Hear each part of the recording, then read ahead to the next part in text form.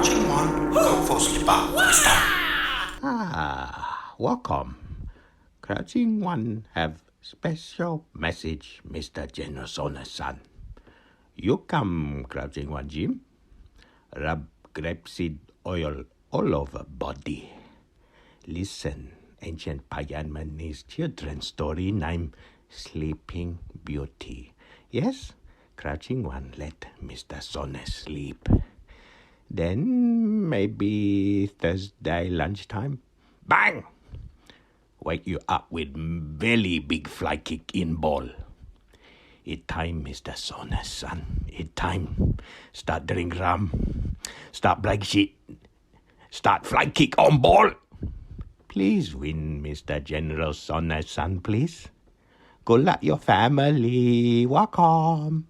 You heard it, community. Welcome to the Jock, Reynolds, Supercoach podcast. Crouching one has sent his love patch. We're behind General Soreness. He's number one in the whole damn world, heading into the final round of Supercoach. It's unheard of. It's amazing. I'm aroused and I'm excited. Patch, how are you beautiful bastard? Oh my God. It's happening.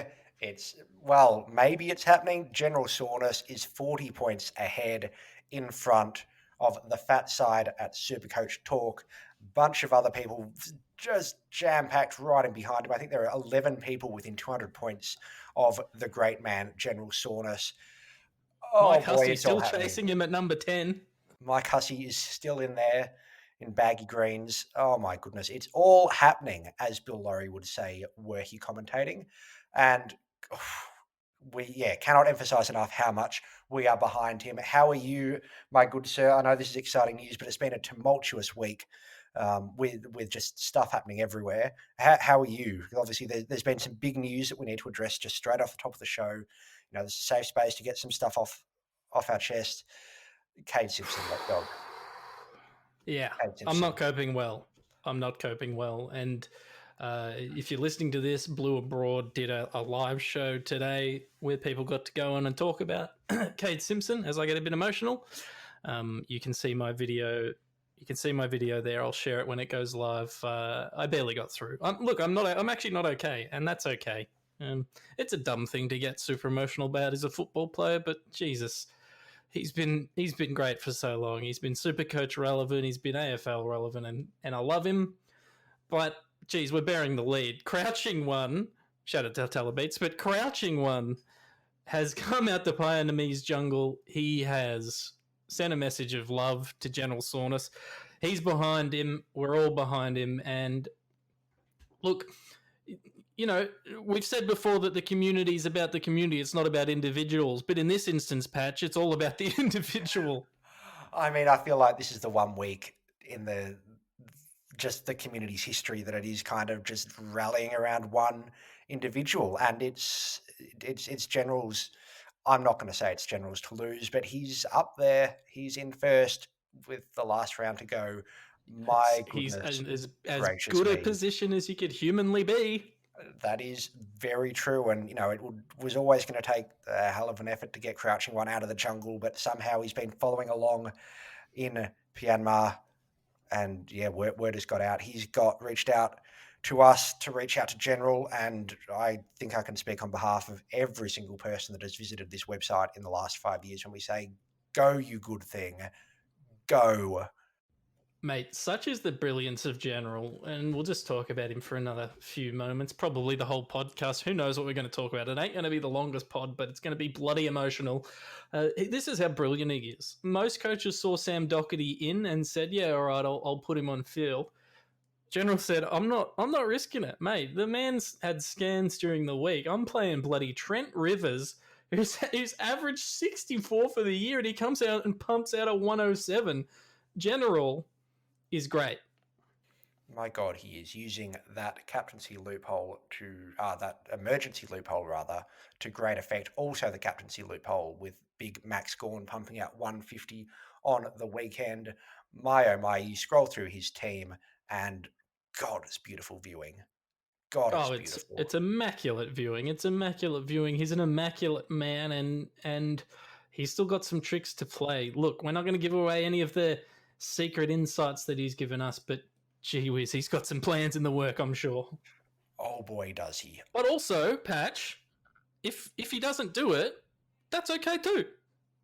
We'll still love very him. okay. We will still expect him to shout us a round of drinks when it's legal to go to the pub again. But well, regardless of the outcome, he owes us a beer. I think that's fair.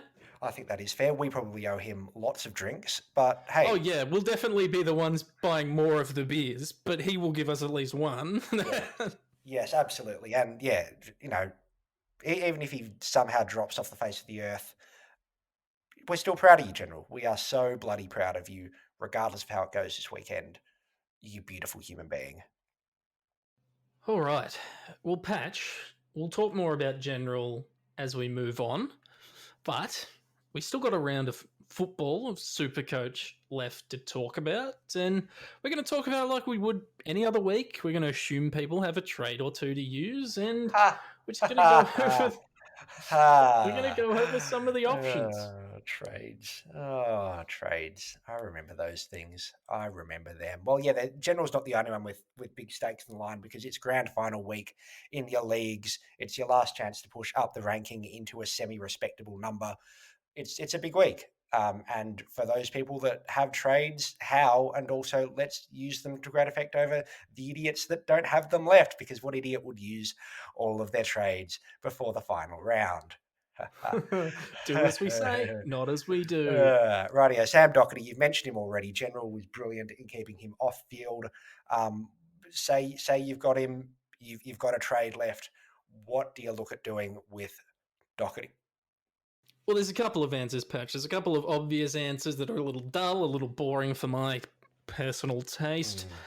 Tommy Barras is the man on my lips. We're not even going to run through the boring options. No, you can do that if you want. I'm just telling you the man that I want in my team. There you go. And it is Tommy Barras. And it's funny, I actually did trading him in last week before the round started. I reversed trades at the last minute when Canelio and Doherty and Martin and everyone was getting announced out. I did reverse the trades.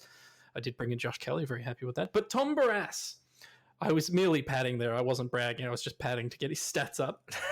No, sure you were. Sure you were. Like you would never have bravado to brag about such a move that you didn't pull off. 144 on the weekend, 122 from his last three. I'm going to beat you to the stats anyway and smack you right back down. Is he going to do it again? He's 470k. If you've got the money, maybe he's in 0.6% of teams. But why Tom Barras? What did you see? I actually wrote about this in the Brains Trust on the Herald Sun this week. I talked about him, as you said, averaging 122 over the last three. Look, he's been huge for West Coast. They use him. He takes relieving marks, contested marks. He can push up onto the wings a bit to take those grabs. I've seen him taking kickouts, which is great. Look, it's the set of hands and the accurate kicks that he uses. He's a great outlet, and they play a kick mark game, and he's a beneficiary of that. Look, he's had a few stinkers through the year, but who hasn't? For the most part, though, he's had a really solid back half to this year. And in the last, 1, 2, 3, 4, 5, 6, 7 weeks, he's had a 51 and a 70, but everything else has been bloody good. And they had Schofield in the team last week and it didn't impact him. So I say, load up, baby, load up. He's got North. They're not going to hit a target. He's going to take every bloody mark. Load up. Don't hate it. Don't hate it.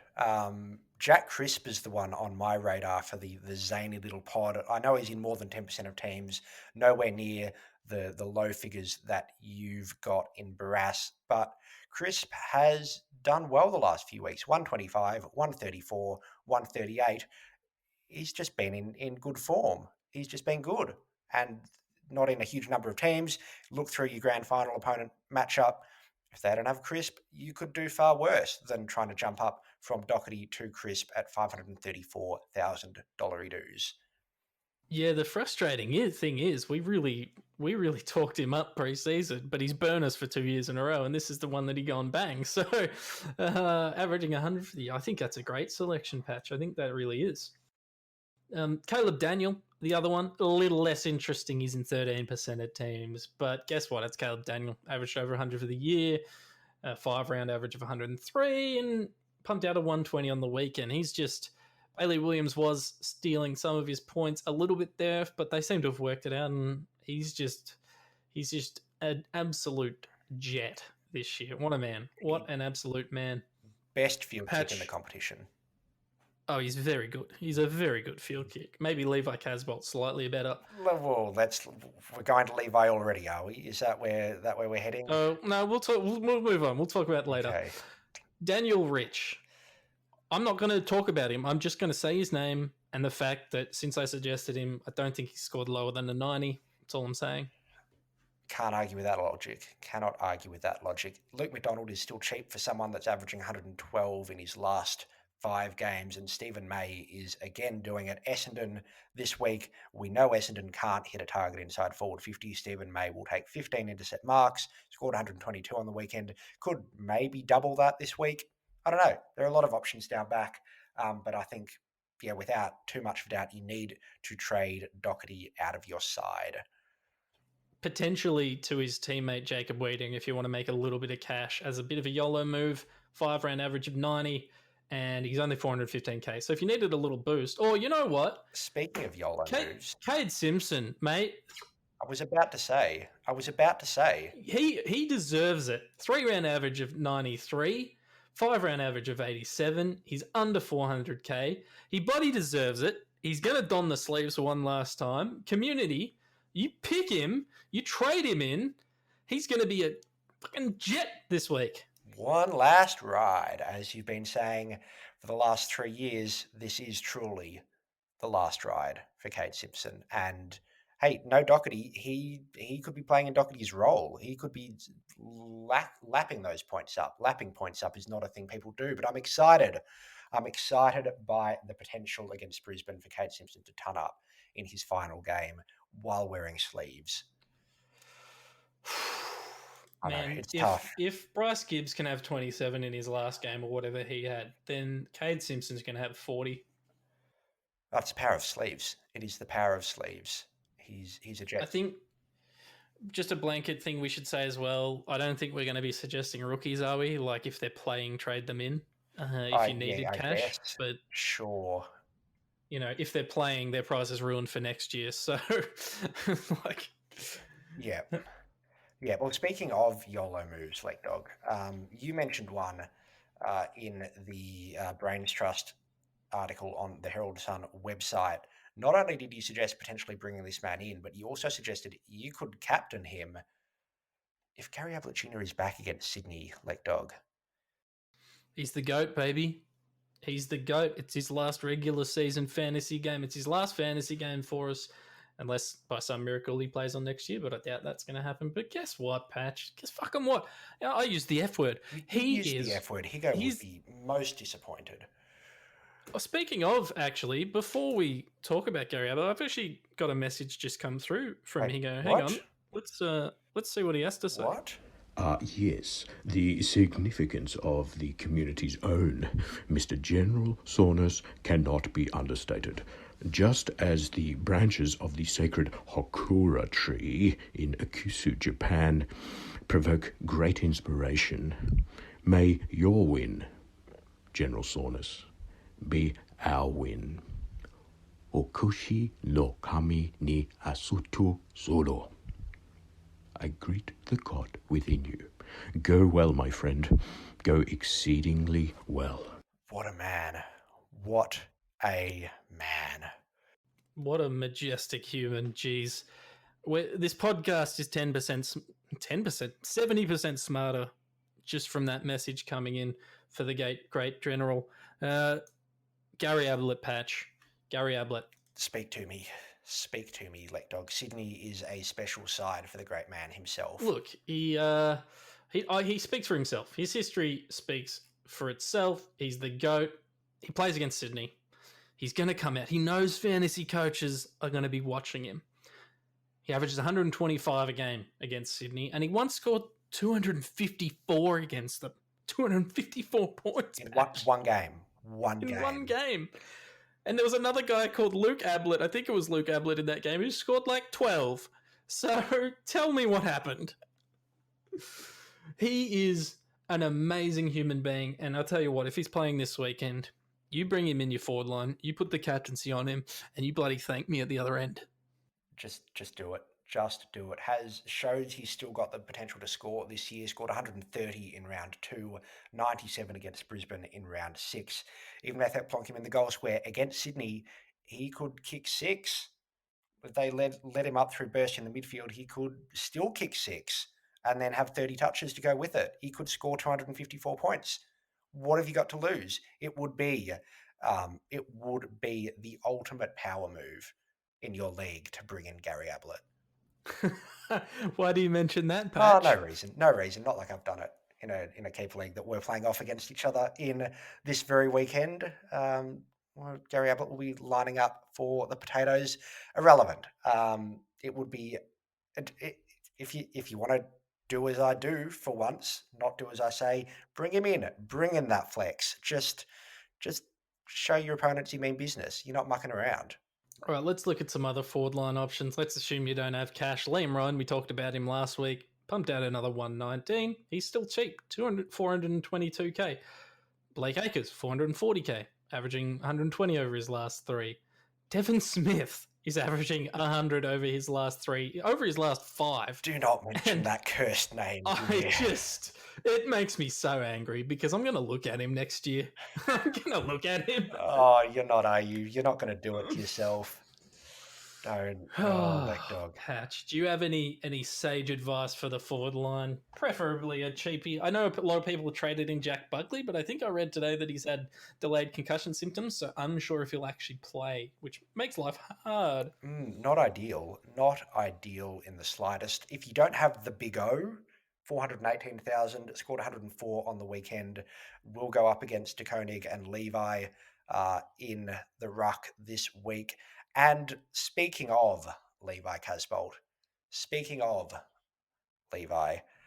great Levi Casbolt. The great Levi Casbolt, famed F6 finishing selection in his Supercoach sides. Excuse me? Yeah. I bought Levi Casbolt into my team this week.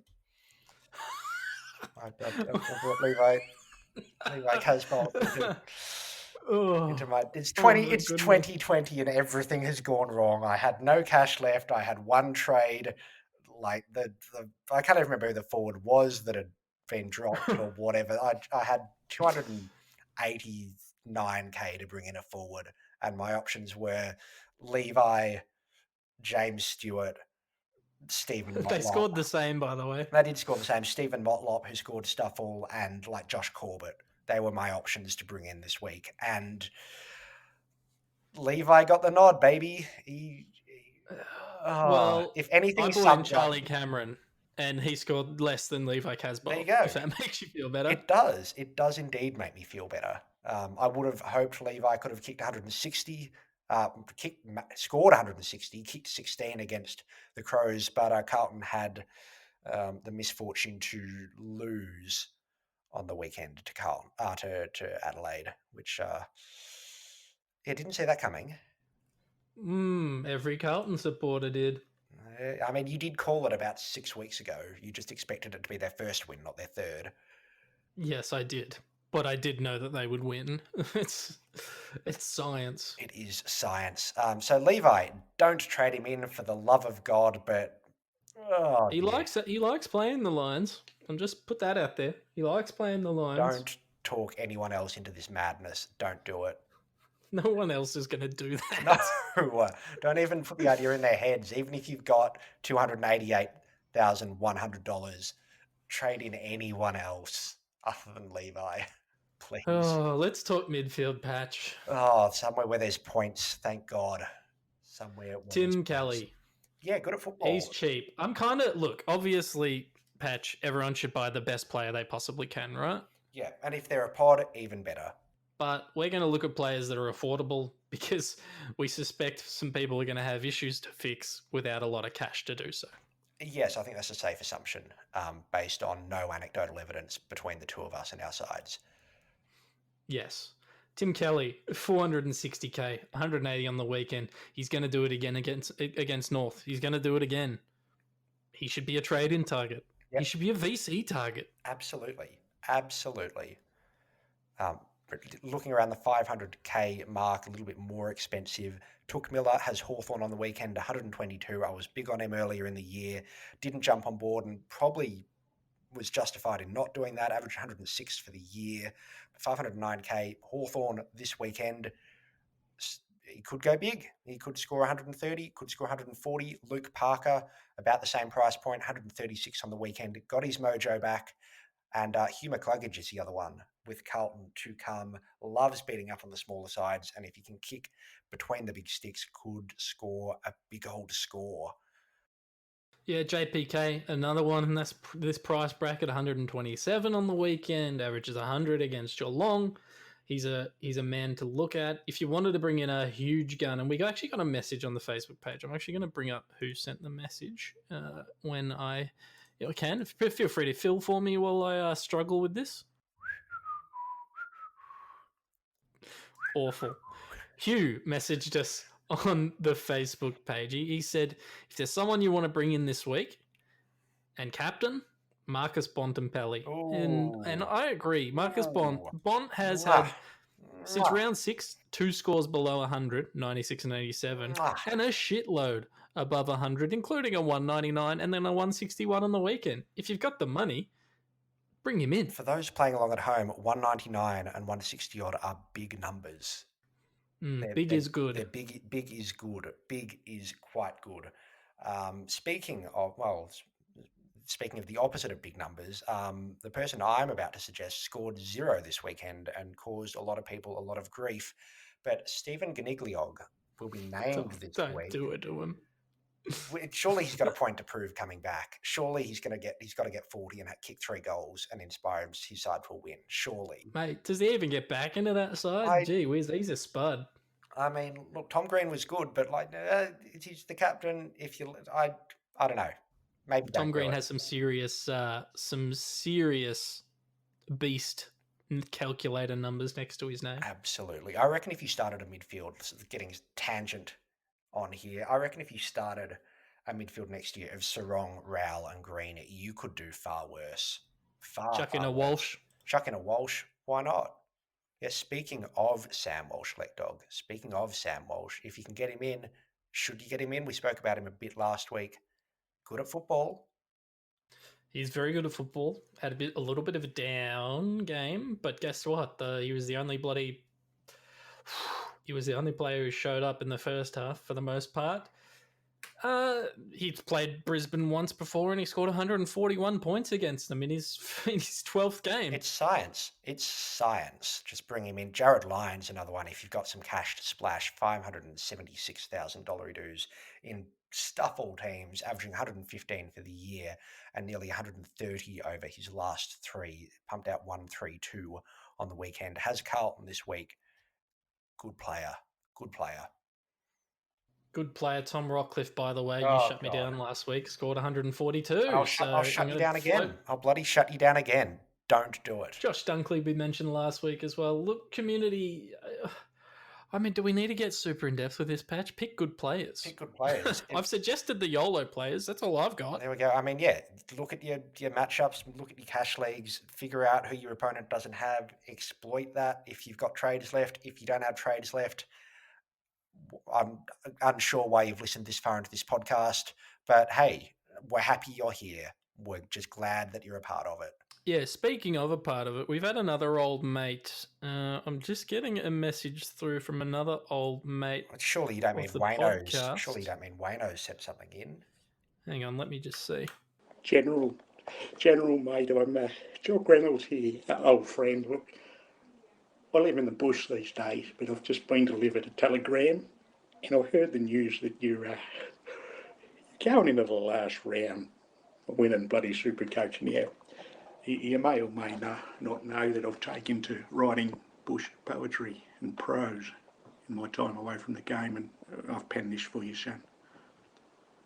To the great General Soreness, you fill me with pride to my cornice, like a shearer of sheep who hath shorn us. I'm proud of you, General Soreness. I love you, mate. Love you all, from Jock Reynolds. Was that Jock? It was Jock, brother. Oh, my word. Oh, hearing that voice again is giving me feelings, Lake Dog. Feelings. Suddenly 2020 is not so bad, mate. It's not so bad. Oh, my. And I don't think there's anything we could ever say to approach the grace of those words, the grace of that poetry. My God, what a human. Wow.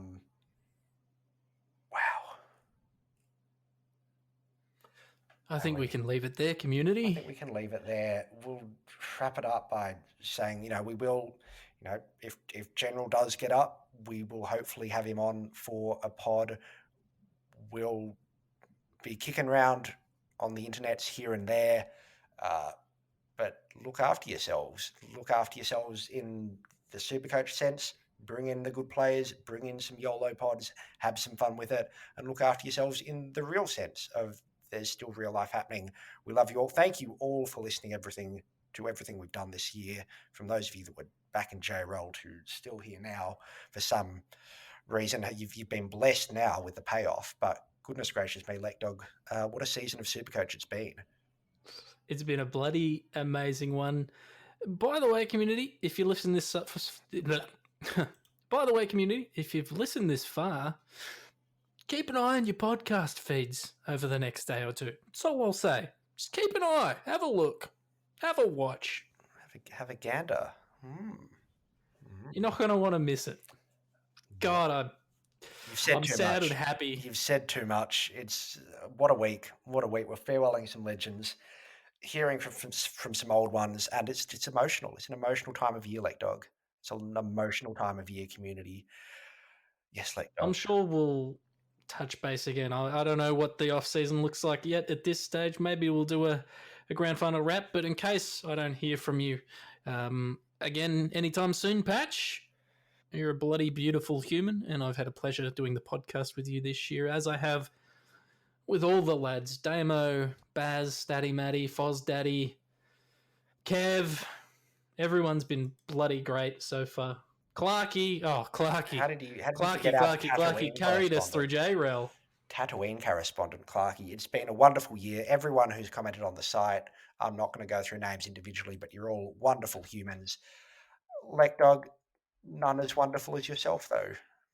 My sun and my stars. Well, I appreciate it, you beautiful bastard. Let's do this one last time for Cade Simpson and Gary Ablett, community. I bloody love you. Go Blues.